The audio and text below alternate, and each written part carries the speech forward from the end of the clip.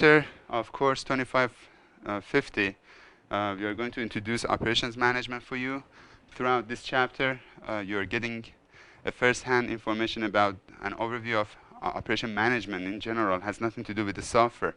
And then you get into one of the products that Microsoft has basically created for you as part of Microsoft Operation Management or Operation Framework. They call it MOF, M-O-F.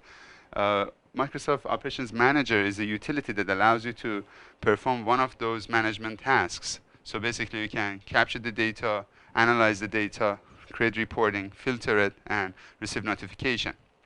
In regard to business requirements for using Microsoft Operations Manager 2000, I have some information that I'd like to share with you. Also, we get into the features of MOM. Talking about events, you have to be familiar with available events that are happening, so I give you some of the examples. In regard to Operation Manager 2000 management packs, there are some formatted or pre-configured grouping with specific rules on them. We call them Microsoft Operation Manager Management Pack. Usually you have two different types for them.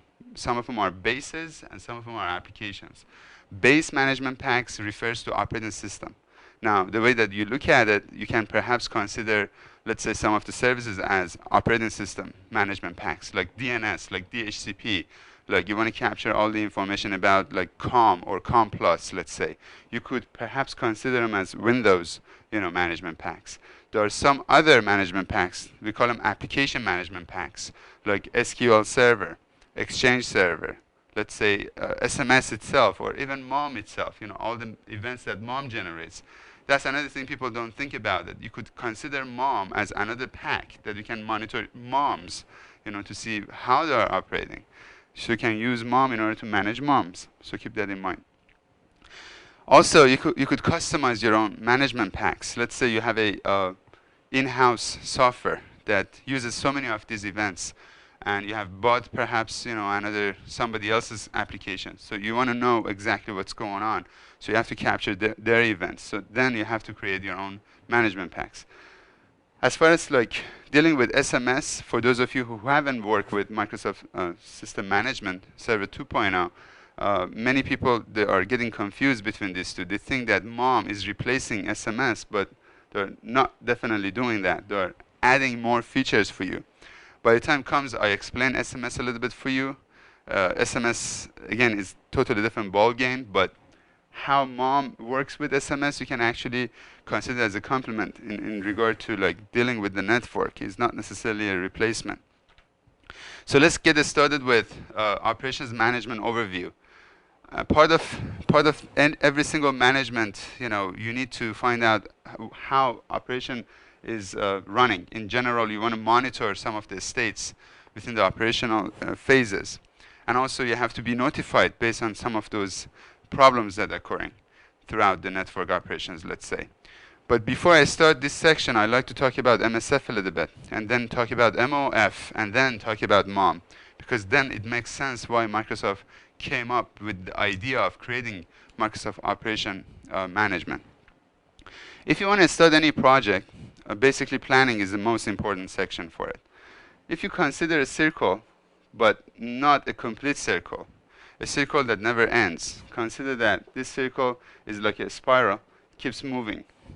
And then if you have a small little coordinate at the middle, you can consider this circle that shows the project as far as management. This is true fact for either a brand new project or an existing project that you would like to manage. So for the first time, let's say we want to go and buy a new car. As soon as I say that to you, as a team, we want to buy a new car, you might think of a sport car, I might think of a sedan, and you might think of a family car perhaps. So we are not going to get the same car if you think that way. We have to have some sort of a consensus in our team. So basically, the first section of any management needs to involve every single team member. And we have to discuss the problem. We have to understand how things are moving forward from that point on. In the first section, we call it basically envisioning phase. We have to understand exactly that where we are going, how we are getting there, what are the plans, and so forth. And then we have to plan in order to achieve our goal. Planning is another important section, and basically consists of three different sections. Basically, you have conceptual planning, that everything is like sketches, thinking and talking and creating scenarios and so forth. Then you have logical planning, that you find out exactly how to really achieve a portion of it. Maybe if it's a software program that you want to achieve, you want to just find out, okay, what portion of the software is going to be like inside of SQL Server, so another portion is going to be as a DLL. You make a decision right there.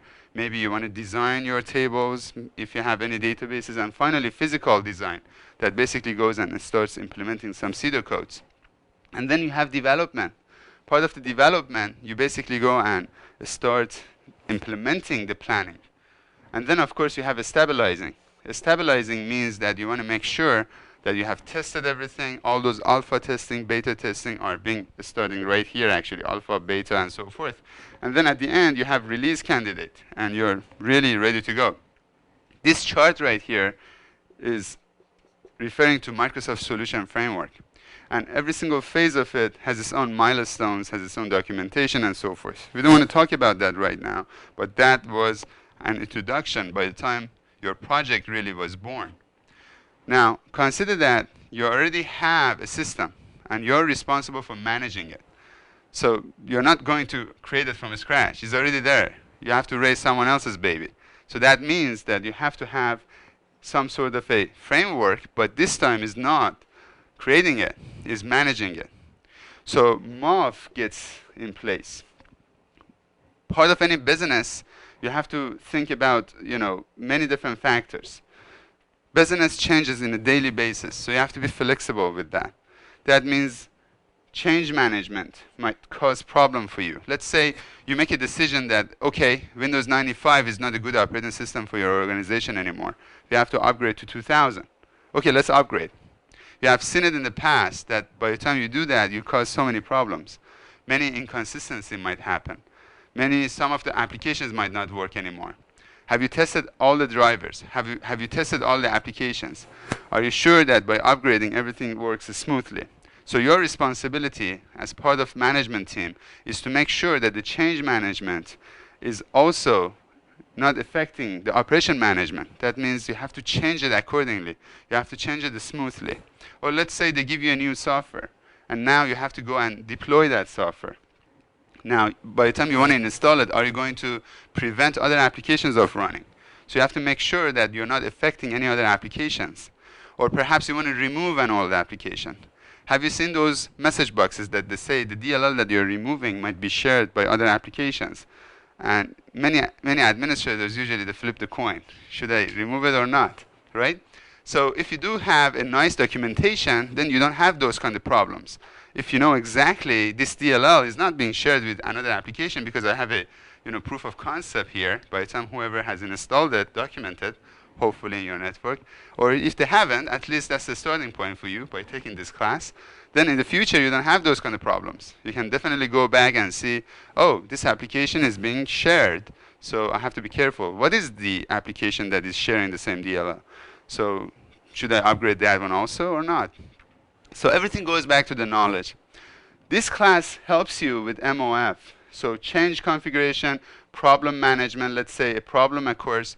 So you have to find out, okay, how this problem is related to other problems that I've faced.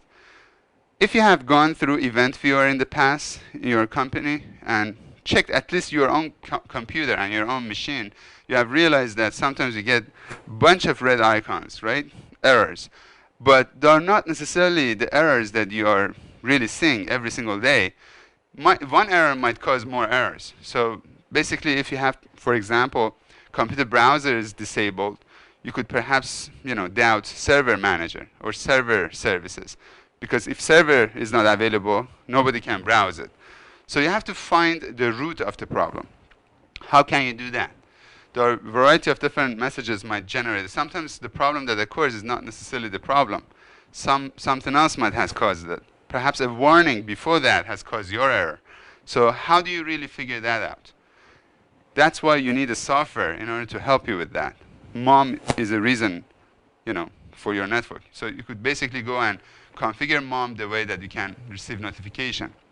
So with this introduction, Microsoft gathered all the values and information for every single operating system into one single central database. So based on that, you can perform queries. You can find out exactly what kind of events might cause the problem, and then make a decision based on that. So operation management overview involves monitoring operational states. So as you refer to page 2, you have basically some of the challenges with capacity management. Perhaps you want to deploy a new application. You want to go and create a brand new application in your company. Then you want to find out if you have hardware requirements or software requirements for that, if it's adequate or not. By the time the logistic team in your company wants to go deploy something, they might come back to you and say, oh, how much memory do we have? This is the requirements for it. Do we have enough memory? Do we have enough hard disk space? Or do we have enough bandwidth in our network? So you have to create that report and give it to them, part of the management meetings and so forth. Then problem management. If a problem occurs, I don't know, it depends on the size of your company. I've seen it in the past as a consultant that different departments and companies, they're pointing fingers at each other. And basically, you could be an excellent judge in order to show exactly where the problem starts. So also, as far as like change management, as I mentioned, upgrading, degrading, let's say removing or installing, they're all required some sort of a reporting. Then you have service level management. Depends on the nature of your company. You might want to go and be a consultant for other companies as a IT department for them. Let's say you are working for Dell, and Dell has a contract for like Intel. You're going to provide all the computers for them. But Intel has signed a contract with you, and they said perhaps we need to make sure that our systems are operational. So you have a service level agreement. And you say, all the problems should be answered in 24 hours, perhaps, maximum, not more than that. And also, we shouldn't have rebooting as many as time, or perhaps we can be, down for more than 3 hours. These are like service level agreement that can be signed between whoever provides the service and whoever receives the service. Now, service level agreement is not like a component that you can install. It's just a piece of paper. So who is responsible in order to implement the service level agreement? You are, as an administrator. So how do you really enforce that?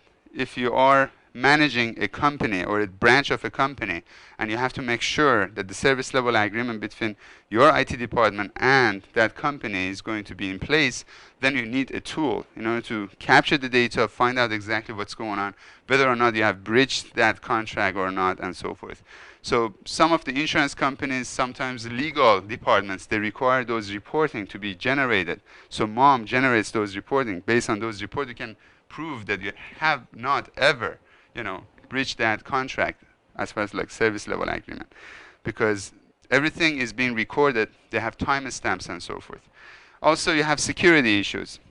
Since you're dealing with Windows operating system, you could actually leverage the existing security on it.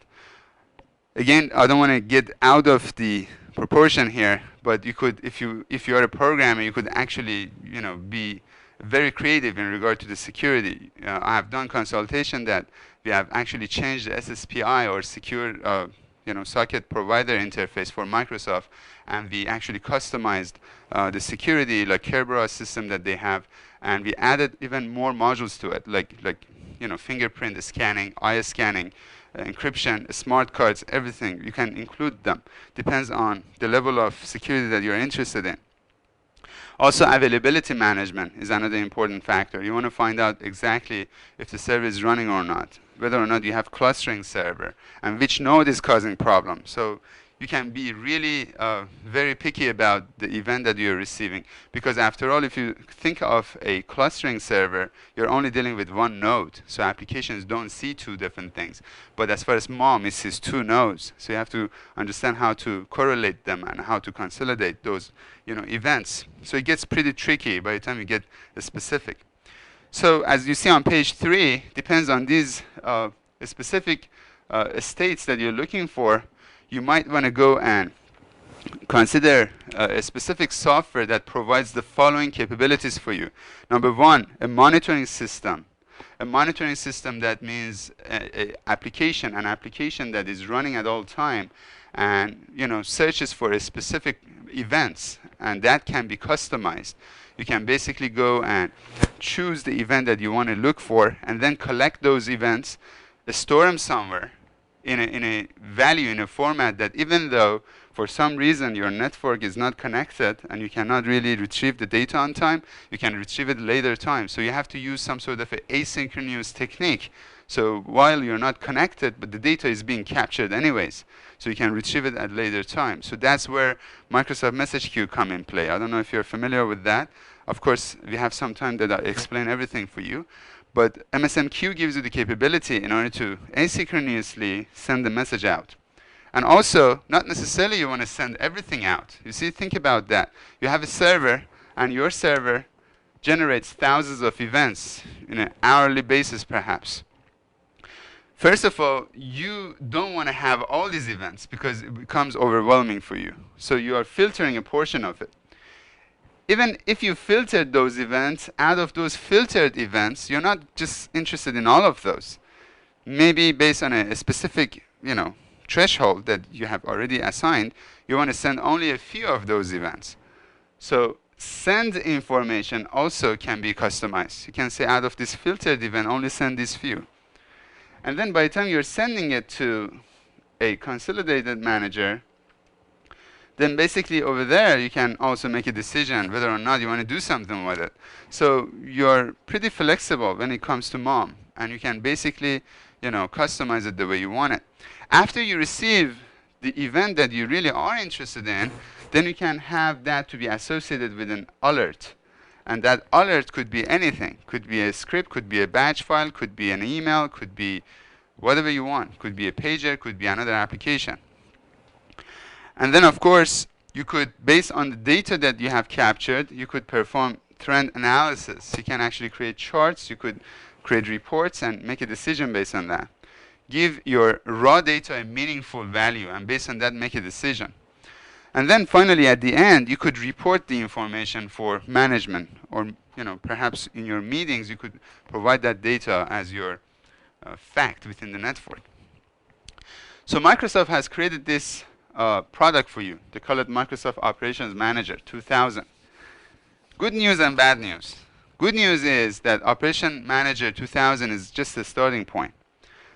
And of course, there are some limitations in this that we are going to discuss. But the bad news about it is that at the moment, using this version, you have to install the Consolidator Manager and also, all other agents at one server. In other words, you cannot distribute it around. You can't say, oh, I want to have consolidator here and then agent over there and, reporting over there. You can't have that. Hopefully, in the future version of it, version 2003, hopefully, is going to come out, and over there you can have, distributed environment. Right now, you can have more than. As far as working with Microsoft Operation Manager 2000, if you really want to distribute the components that are running, you have to wait for the newer version. Service Pack 1 gives you the capability to change only the consolidated manager, not necessarily the agents and the databases and so forth. So you really have to wait for future version. Hopefully Service Pack 2 will do it. We never know. It's just a matter of you need additional upgrade. So as far as MOM 2000, you have a comprehensive set of tools for event collection, performance monitoring and reporting, and then of course consider that only supports Windows NT 4.0 and Windows 2000 and later operating system. That means we are only focusing on servers within our network. We are not caring for any workstation or anything like that.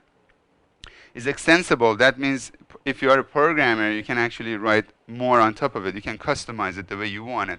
And of course, you could use management packs. As I said, management packs consist of two different categories: base versus application. Base refers to the services that are running on Windows, like DNS, DHCP, let's say, or maybe COM+ notification and so forth. And then you have basically back office service application or any other application that you're going to design. In regard to business requirements for using Microsoft Operations Manager 2000, basically, Microsoft makes sure that you have accessibility to your MOM by going through two different nodes. One is using Microsoft Management Console, which is the main console that you're going to work with within this class. Also, you have Web Console. Using Web Console, you have accessibility to your MOM, throughout the internet. However, you cannot change anything. You can only view it. Also, as I mentioned before, service level agreement management can be enforced using MOM. Basically, based on the trends that your company is looking for, you could make sure that you have set your configuration towards that specific agreement, and if any problem occurs, you make sure that you answer it in a specific time. And of course, MOM also gives you a link to a specific website at Microsoft Knowledge Base. And for any problem that occurs, they try to give you a central knowledge management. So by referring to those problems or errors that are coming up, you might want to click on some of those links and you go to a specific website at Microsoft. This is not necessarily something that I would rely on, because sometimes some of those links are not working properly, and that really is a shame. What I recommend you to do, use some other third-party links for search engine. Google is one of the best search engine that you can find as far as the IT goes. You can actually simply plug and play that specific error message into the Google and play with it a little bit, and they search Microsoft website better than what Microsoft has on their own website. As far as features that you have automatic discovery and deployment of managed nodes. How do we do that? Part of MOM. Well, MOM, if you have NT 4.0 domains, is actually connecting to your PDC, primary domain controller, and reads the security account manager and looks for computer accounts. And then if you have Active Directory, it connects to Active Directory and searches for computer accounts. And then basically tries to connect to those computer accounts. So guess what? You need to have some sort of a WINS or DNS entry at least, because it requires name resolution. It does that every 1 day. In other words, every day it does that. And sometimes, you find a new server, so it detects it and installs the agents on them and so forth. Sometimes it doesn't find what it has already found before, so it just removes that off its list. So automatic discovery and deployment of managed nodes not necessarily are going to be a successful steps in MOM. Sometimes as an administrator, you have to do it manually, because you're talking about anywhere from 80 to 120 megabytes of data that needs to be transmitted from wherever you have installed the shared information to your server. So it's not a bad idea sometimes to do it yourself, because how many times do you want to just do that anyways? One time, right? Hopefully. So it's not a bad idea to make sure that you're there by the time that operation happens. Also, distributed event management, monitoring and alerting is available. When we talk about distributed event management, specifically we're discussing a DCOM application, distributed component object models. In regard to monitoring and alerting, you could remotely monitor another server, of course using your own MOM. And then finally you could alert it from one central location and find many different servers. In regard to highly scalability, that means as many as servers as you have, you could basically run an agent on it. Just installing an agent on a different machine, that gives you a lot of flexibility, because you're sending an agent on another computer and that agent generates report, uses that computer's performance and process power, and then of course it sends the information back to you. You could have automated responses. Depends on the event that you receive. You could basically create a rule and make sure that based on a specific event you're performing a specific operation. That could be like notifying an operator, like sending an email, or maybe run a batch file, or maybe run a script. You could automatically go through that. And you know what? You could also specify a time. That means if an event occurs, you are taking an action. And then, of course, you could also search to see from the first time that the event occurs until the next time that the event occurs, how long has it passed. So based on that, you can make a decision. Before notifying me, or before trying to do some sort of a red alert notification, try to do this action. Try to restart perhaps something. You could redo that. You can program this. You can actually customize the operation. You could perhaps receive a notification that the event has failed. I'm retrying now. And then the action might cause more alert notification for you. So you could basically be very flexible with the way that you're managing your network. Also, you could escalate the alerts to higher level.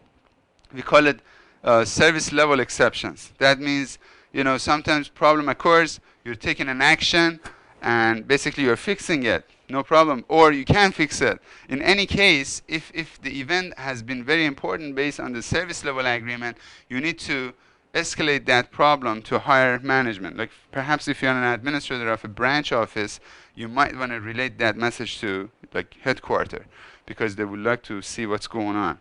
Maybe it's time to change something in the network. Maybe it's time to change the hardware perhaps. Management reporting and trend analysis at the end is referring to Microsoft Access engine because that's, of course, is free and distributable as far as the Access runtime, as long as company has bought Office tools, of course. So basically, they are using the query reporting technology of Access. Again, I'm not saying that this is not a good reporting engine, but you could, of course, do better in regard to creating more sophisticated reports using Crystal Info.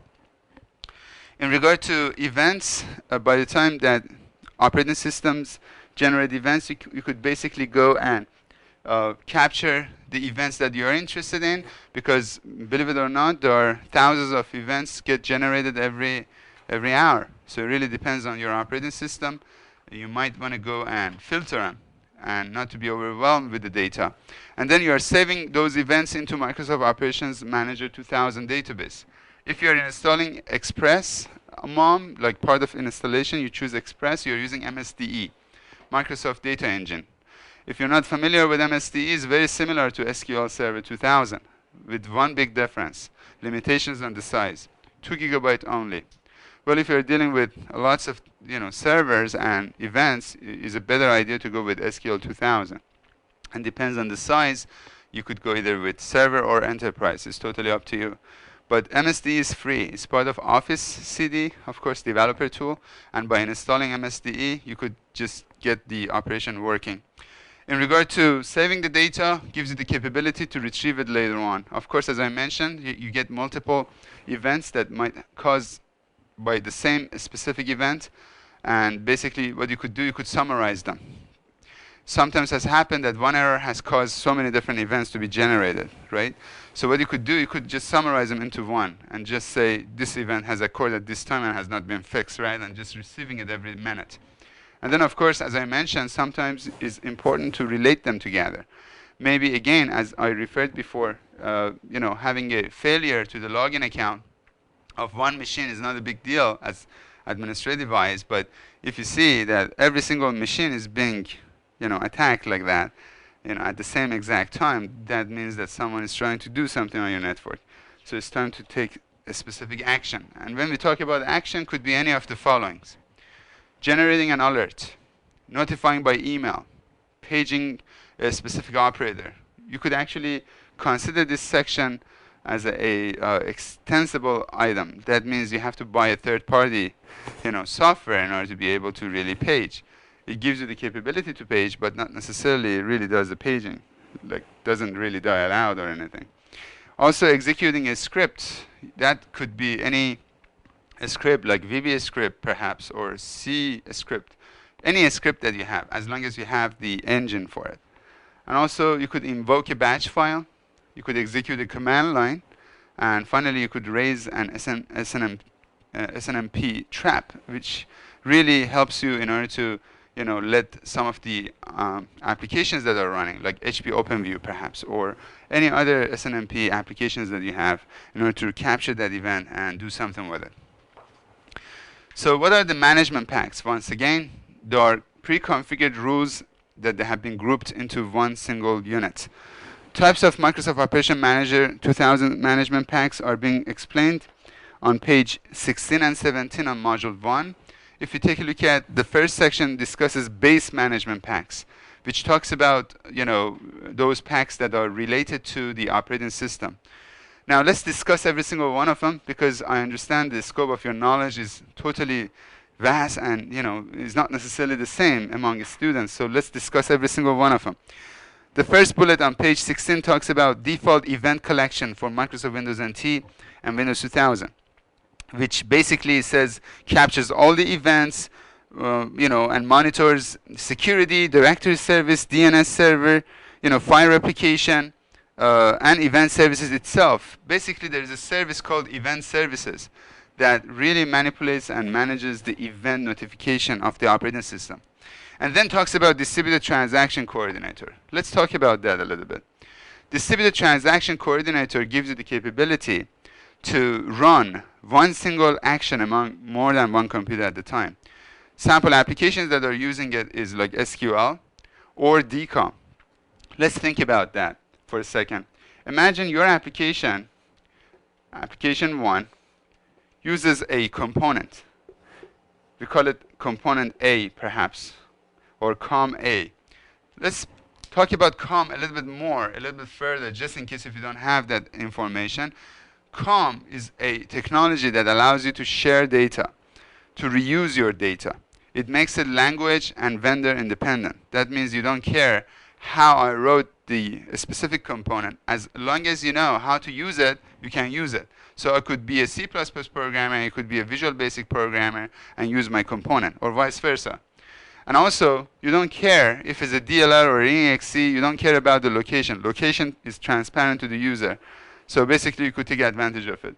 Also, COM is responsible to go ahead and perform reference counting. It has to be smart enough to understand how many applications are launching it and how it needs to be, basically off the memory. So let's say that you have a component and your application deals with that component. Maybe you have Microsoft Excel here, and then you have your own application and you want to remotely launch Excel and do something with it. They call it automation, right? So imagine that this component and your applications are placed on the same machine. No problem. You have COM events. But as long as these components reside in another computer, then you are dealing with distributed components. Well, distributed components uses DCOM. And that has nothing to do with this distributed transaction coordinator. Let's take one step further and talk about transaction. What do we mean by transaction? I like to discuss transaction by just bringing up this analogy for you. You have gone to the bank and you have transferred money from your perhaps saving to checking many times. Hopefully, if business is good, it is from checking to saving, right?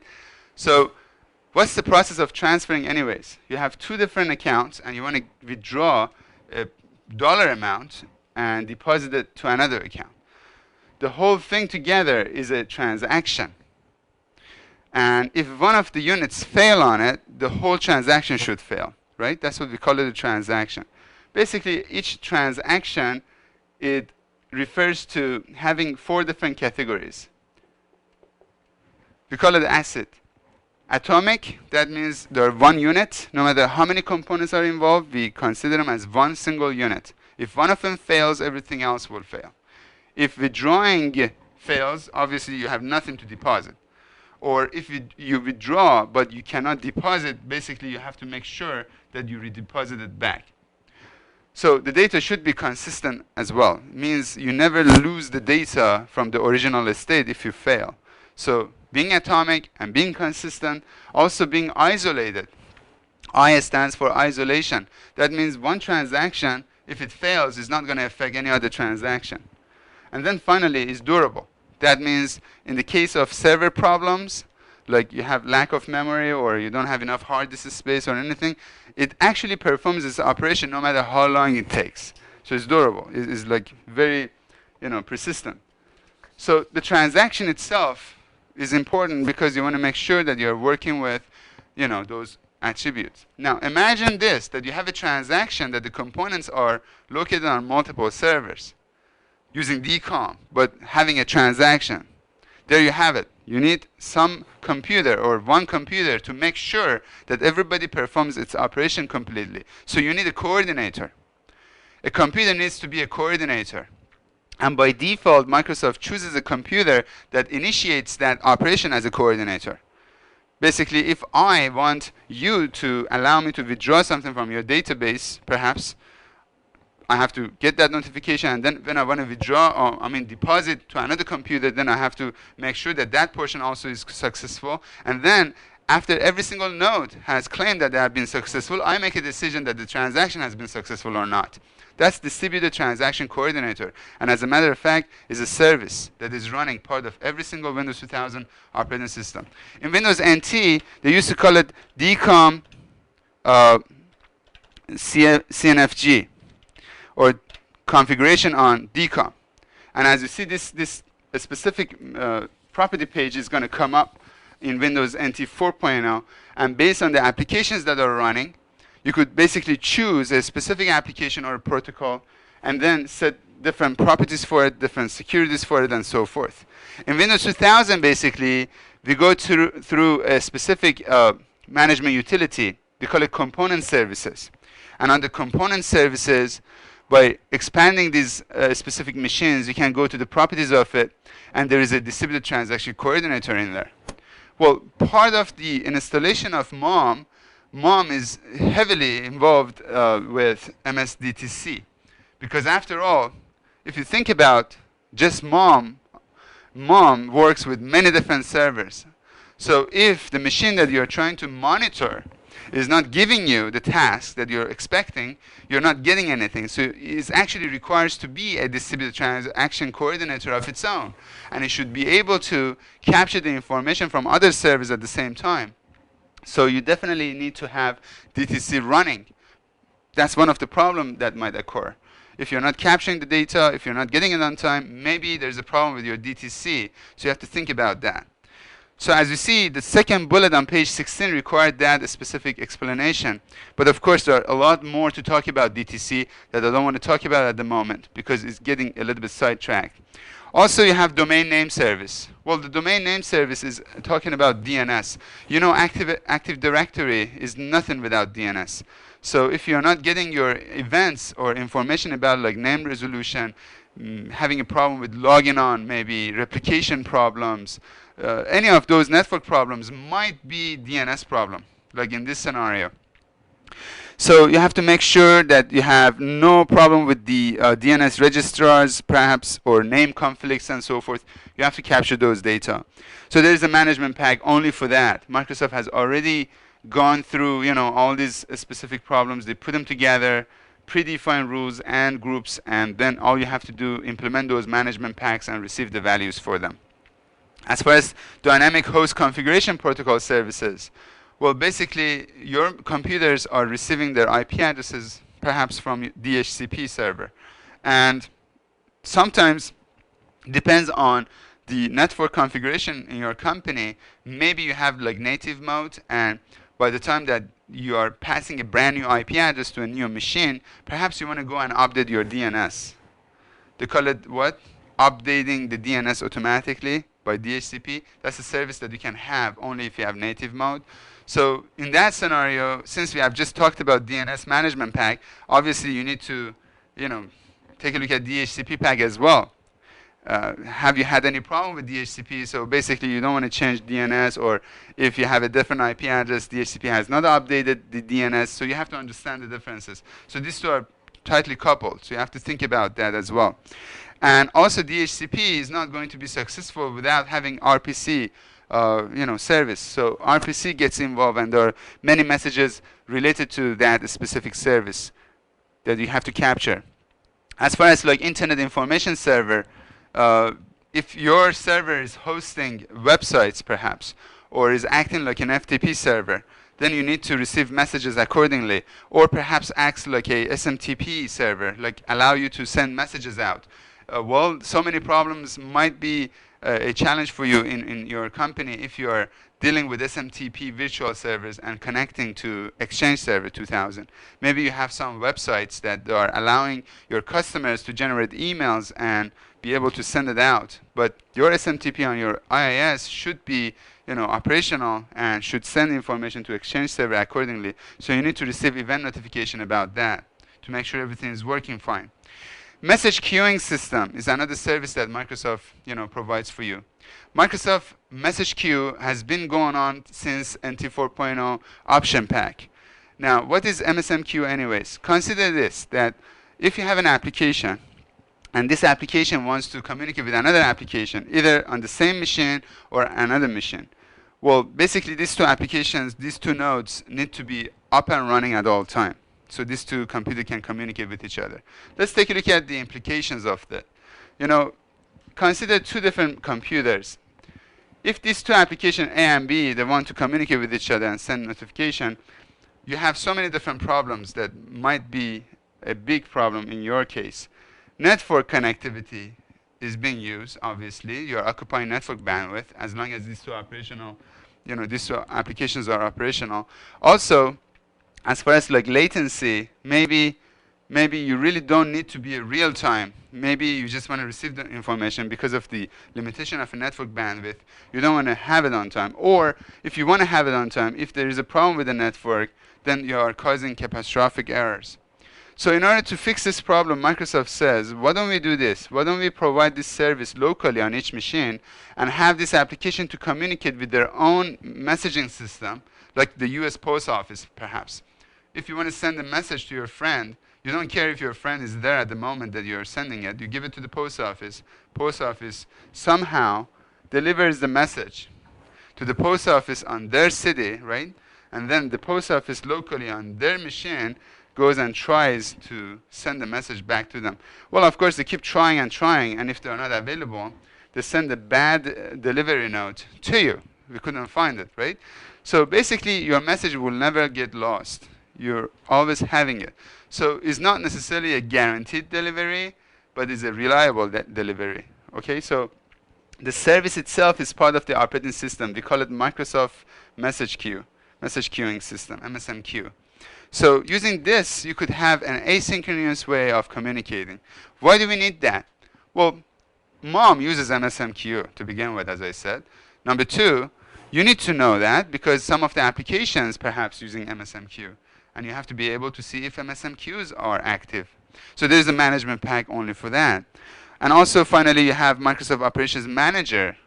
Then just Mom itself has its own management pack. But we treated it like a Windows 2000 pack. Just in case if you have laptop users, if you have people that are on the run and they want to connect to the network and use RAS servers, there's a management pack only for that. You have to make sure if there's any problem with the logon failure, specifically if you allow people to dial into your network, security is a huge thing. So you have to consider the security for that.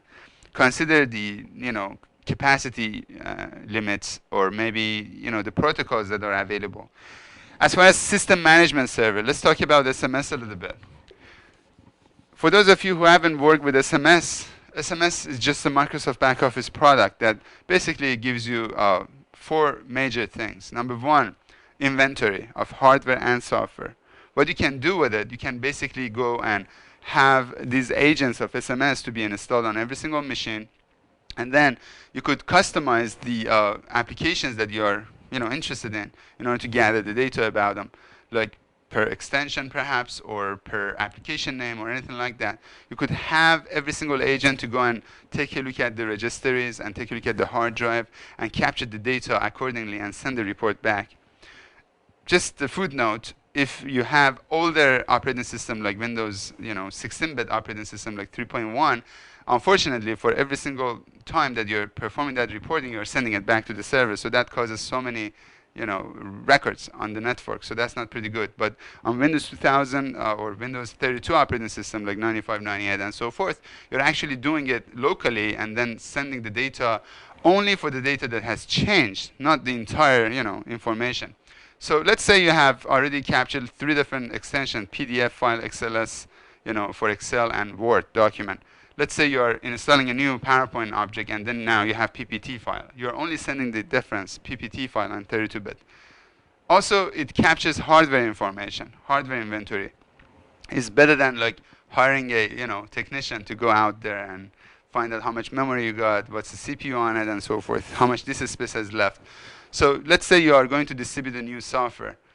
Well, you have to know exactly if you have enough hard disk space, or whether or not, if you are perhaps installing Office 2000, do you want to have Office 97 is still running, or would you like to remove it, or would you like to what do you want to do with it? So SMS helps you with that. SMS allows you to capture all those information, send the report, and as an administrator, you could make an adequate decision. So that's for hardware inventory. Now let's talk about software distribution. SMS 2.0 gives you a fantastic capability in regard to distributing software. Not only you can push the software, but also you could advertise it. You could advertise the software. What does that mean? It means you could group selective people or computers, let's say, or one computer or a subnet or a domain or whatever you want, in order to go and see a specific application is available. Like advertisement that you see on the newspaper or magazines. You like it, you go get it, right? You're not mandatory or you're not mandated to go and get a specific software. Sometimes you could force it to be pushed to a specific group of people, but when you advertise, you could basically say, this application is available. You could put expiration on it. Also, at the same time, removing the software could be the same way. That means after the advertisement is over, you could make sure that the software is not there anymore. So SMS gives you lots of flexibility on that. Also, it performs software metering. That means you could basically find out exactly how many times a specific application is running. Imagine for those employees that are wasting the company's time playing games, you could basically go and monitor and even prevent them of running those applications and only enable it at lunchtime. They can do anything they want, perhaps. On top of everything else, software metering enforces licensing for you. Let's say, again, goes back to SLA or service level agreement. You have to make sure you have adequate licensing in your company, right? So what you can do using software metering, you could actually have a bank of available licenses, and perhaps you're using a specific application, you're using a specific application and we have only 2 licensing. Let's say you launch a specific program, you get a phone line, and then you start getting busy over the phone, and you're not using the application, and I'm really in the urge of using the application. You could specify a time limit for that specific, session, and then after that, I can terminate you because you're not using it, and then notify whoever was in line to get that specific license and say, are you still interested? And then basically that person can get that. So you can use the licensing in the most adequate way. The last thing is about remote administration. You could basically take control of the desktop and keyboard and control that specific computer remotely. So remote tools are available. So SMS obviously gives you a lot more. There are 8 days of training for it, a 3-day and a 5-day. I don't want to get into it in detail, but just wanted to tell you that. Why do we have MOM now? Well, MOM has given you things that SMS didn't give you. That means that you can capture the events. It's not necessarily managing a machine, managing a client. We are only thinking of servers with their events specifically. So using MOM, we could be a little bit smarter by the time we are managing our network using SMS. So keep that in mind. In regard to transaction server, the term transaction server has changed entirely in Windows 2000. As I mentioned before, there is a specific server called basically component services now. In NT 4.0, if you have an installed option pack, they call it transaction server. But here, they call it component services. So they are the same exactly. However, one big difference. Component services is basically COM plus transaction server. Again, as a last note, I have to say about transaction servers, transaction server is above transactions. It's not necessarily talking about transactions, because transaction management is a very simple portion of a transaction server or component services. I can't help it, I have to tell you a little bit more about it. Let's go down.